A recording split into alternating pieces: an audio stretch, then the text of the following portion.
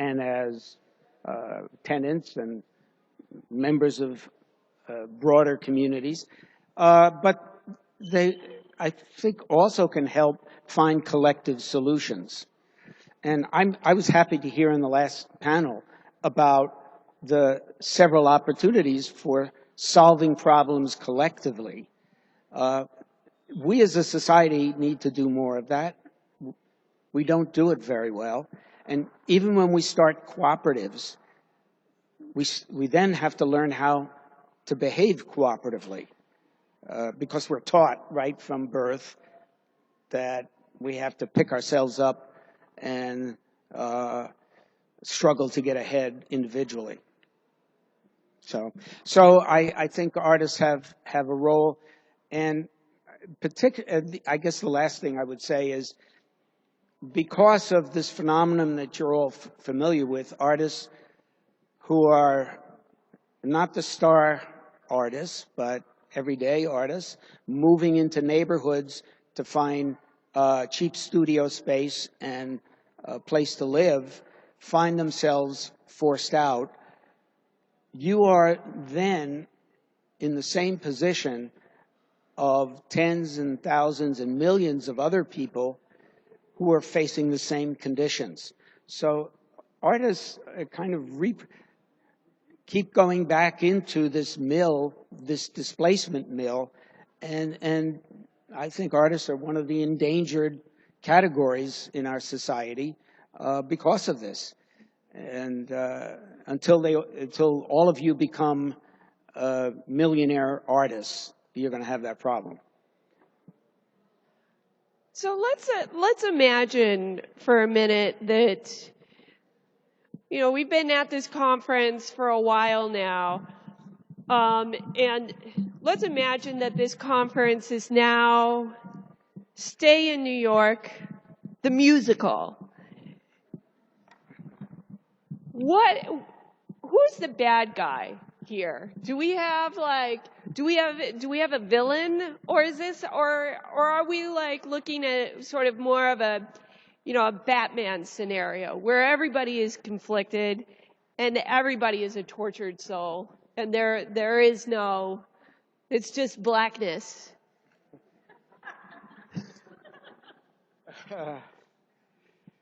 Oh, wow. Oh, that was a good question, right? That's a good question. I think, it's easy to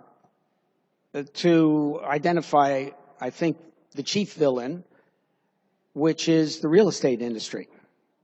When it comes to finding affordable places to live, we're constantly having to deal with a real estate market that dictates land use policy in the city. And so, but that's the easy enemy to identify. And I think there's also another enemy, and it's us. It's our inability to organize, to work collectively over an extended period of time, and to face that reality that we're facing formidable obstacles. And we also collectively don't have an appreciation for all of the many, for the ancestors, for what the ancestors have done by struggling against displacement, and the institutions that they have helped to create, the cooperatives, the rent control. Rent control didn't come because somebody, rent regulations weren't just because there were some generous legislators in Albany that said, well, wouldn't it be nice to have rent regulations? No.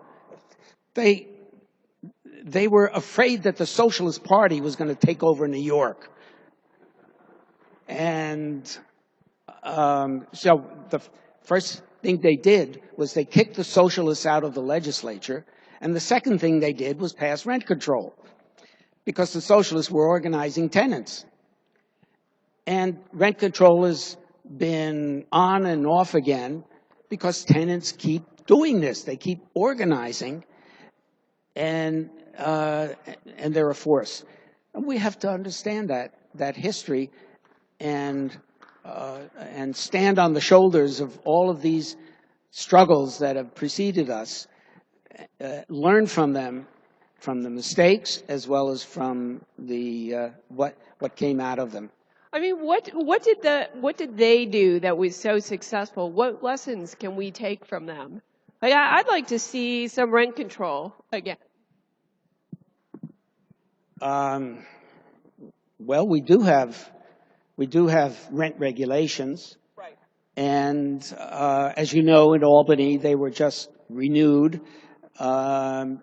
A weakened version was renewed, and there were groups up in Albany demonstrating, and a lot of people organizing for months, but not enough, and it was too much the unique responsibility of the same organizations who do it all the time.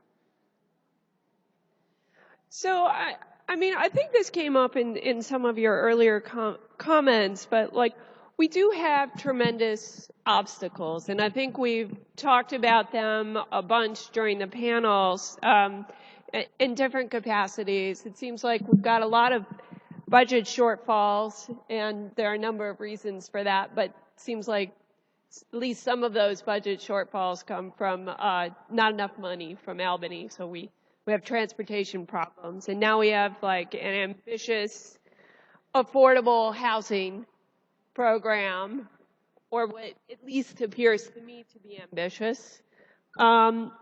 And 1,500 of those units of the 200,000 that de Blasio is planning to sort of secure or reach, I guess, will be allocated to artists.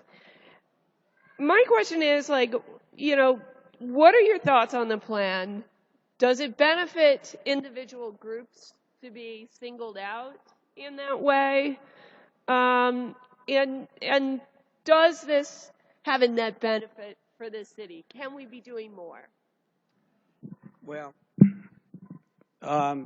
some of you may have seen the pieces I wrote for The Independent on de Blasio's housing plan. When it first came out, and I saw the plan, this was April of 2013, I believe, 14. Any case, what I saw were two housing plans. I called it a tale of two housing plans, you know, because he ran on the platform of a tale of two cities. Well, it's a tale of two housing plans. There's one plan which is to develop new housing, and most of that is private housing. And the biggest dollar amount in the plan is for that private housing development. The other plan is for preservation of existing affordable units and the creation of some new affordable housing units. So the problem is that the first plan is where the money is already allocated, and it's there, it's in the private sector, it's going to happen. And what little affordable housing that will be leveraged from that through inclusionary housing policies is not truly affordable. If you look at the criteria for affordability, you're talking about affordable to middle to upper income tenants. The preservation plan is a very beautiful plan, but it's something that takes a lot more money and a lot more time than a 4-year mayoral program. So now we've had over a year of observation, so we can look at the affordable housing plan, and you see what's happening. the de Blasio administration, following the Bloomberg blueprint, is talking about creating new opportunities for housing by rezoning communities in East New York, South Bronx, in East Harlem, communities of color, low-income communities of color. When you change the zoning, you create opportunities for major new development. Guess who's going to live in those houses? It's not going to be the folks in the South Bronx or in East New York.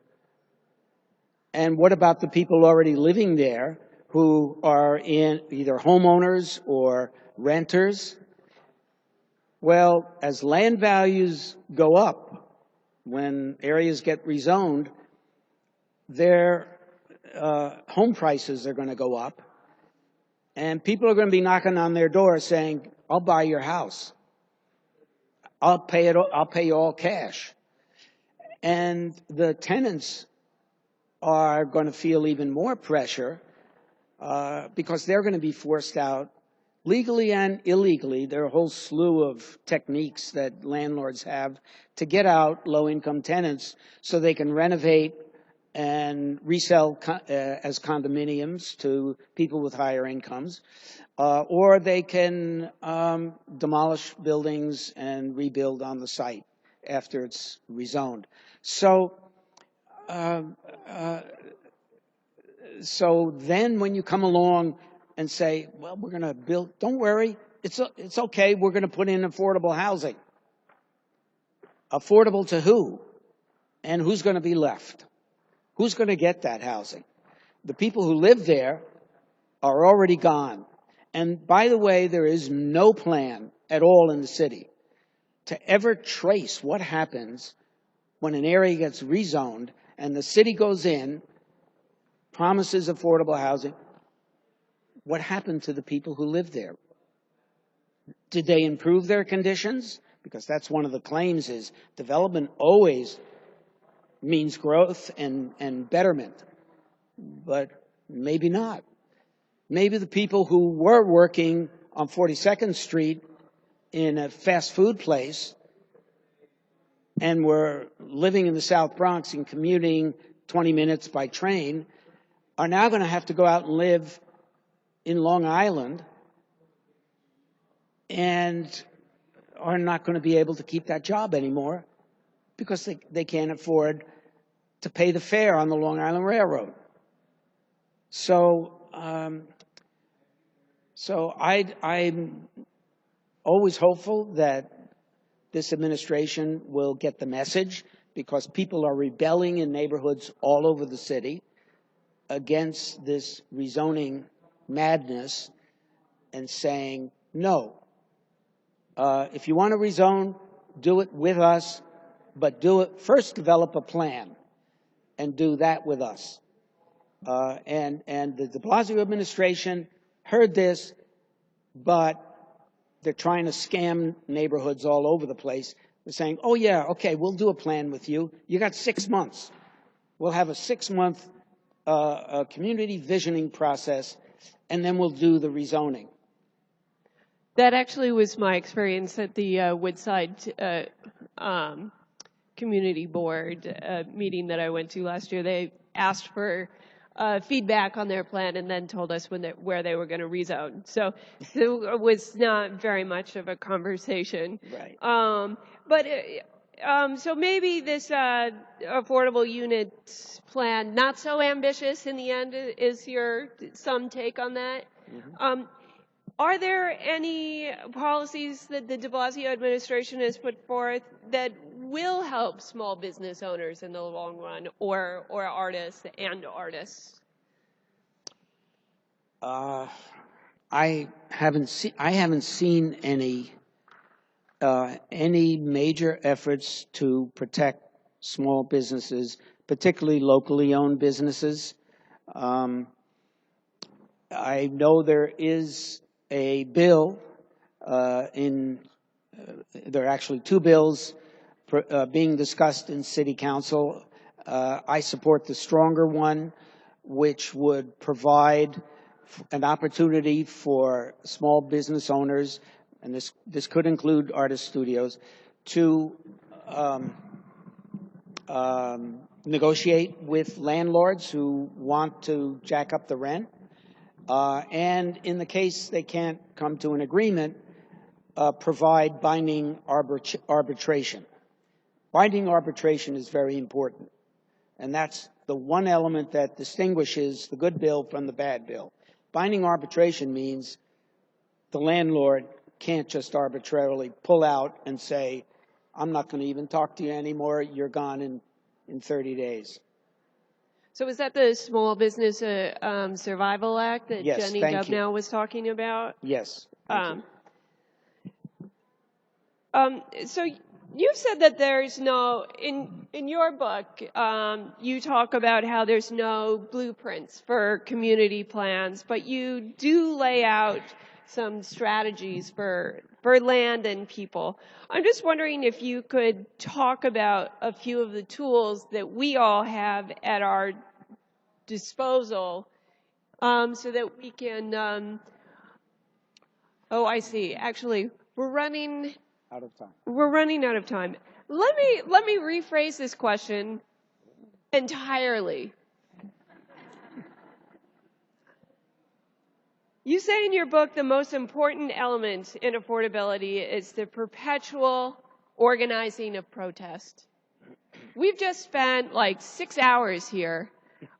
We're tired. What do we do to prevent burnout? Mm-hmm. I recommend yoga.